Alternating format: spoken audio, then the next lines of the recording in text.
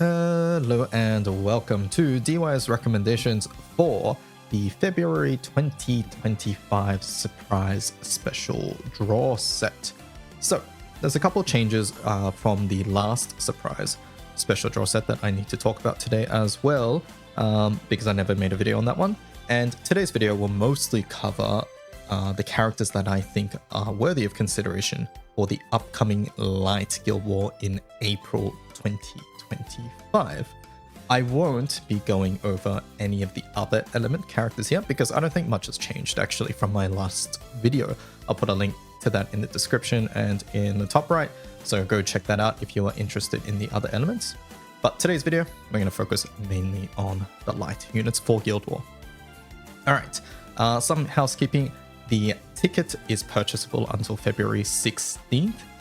This covers the beginning of Flash as well, so if you think you might be pulling on Flash, there's Valentine's characters there, wait to use your special draw set ticket. Also, there are currently daily singles, free daily singles, and there is the free 50 rolls you will get on the collab banner as well. So all that's to say is wait before you use your ticket because you don't want to potentially waste your ticket, right? So do keep that in mind. Alright, so without further ado, let's talk about some of the characters. So the first unit I want to talk about is Yo. So Yo is a glass cannon sort of burst character who is really only used for EX Plus and NM90, but she's extremely strong in those circumstances. Her main usage really comes from this particular passive here, where she starts the battle with 100% charge bar. This enables her to deal a lot of damage in one of your character slots for OTK and NM90, and she's the only character in Light who starts the battle with 100% bar. Starting the battle with 100% bar is really powerful when your other characters don't want to Ogi, so you can use like regular summons and then you chuck this character in, and then she does a ton of damage. If you are lacking some other burst characters, she can also play the role of like an assassin normal attack character with some of these skills as well. She's not really used for that if you have characters like Neha, Mugen, etc. But if you're missing them, she can be someone you can consider for that role as well. But for meta usages, it's mainly EX Plus and NM90. Next up, let's talk about Volenna. So Volenna in the past was mainly sort of like a 95 character, but she has also been used for EX Plus and 90 as well. And the main thing is for this 10% bonus light damage effect if you have a shield. This is normally enabled by one of those weird weapons which give you shield at the start of the battle. I think like Lich Staff is one of them.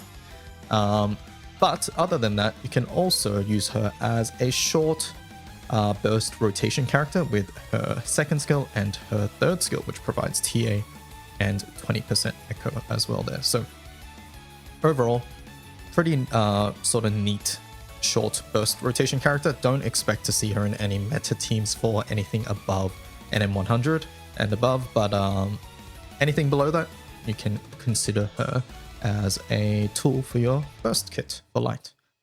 Next up, we have Utsu. So Utsu's a offensive full auto character. She applies break to the enemy with her S1, and then with the break, she does a whole bunch of things like this activates after normal attacks, and she gives echoes.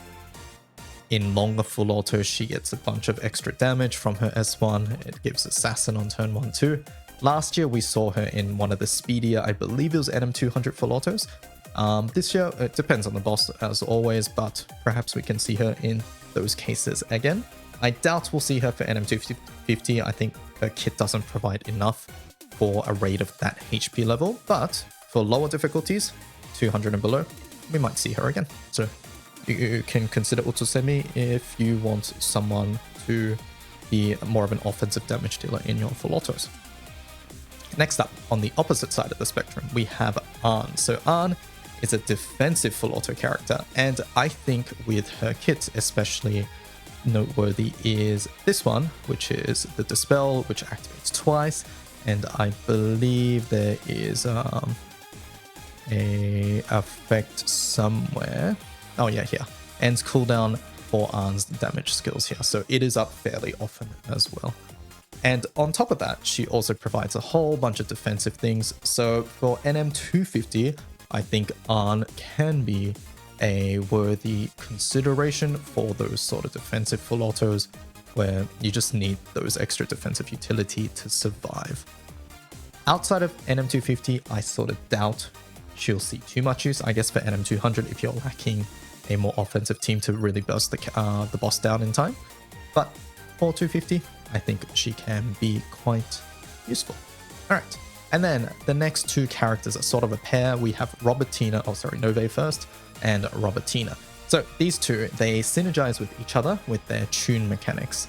Basically, Novei does a lot of skill damage and does more based on tune level. Robertina's sort of the same, does more, raises tune level and does more stuff based on tune level as well. Robertina tends to provide a bit more defensive utility here, and Novei tends to do a bit more offensive things. So they tend to go very well together. And the third character that's usually paired with them is Holiday Mahira, because Mahira has her unique debuff, which dispels the enemy and also does a whole bunch of plane damage. It is this one, Henpecked. Every 12 million light skill damage, bonus plane damage, and remove one buff. There is a chance that these three are used together for a skill mash sort of team. I sort of doubt that this would beat Mugen Nehan for any sort of manual bursts, but if you're missing those guys, it might work.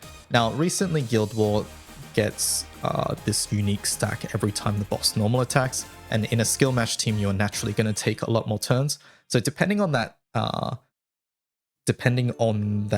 boss buff that they get, this might not really be viable, but I also think these characters provide enough defensive things that it might just work out. We'll have to see. It's impossible to say without knowing what the boss does, but I think if you're missing one of Novei or Robertina, it can be a good choice to pick up the other one that you're missing. If you're missing both, I wouldn't go out of my way to pick either of them yet.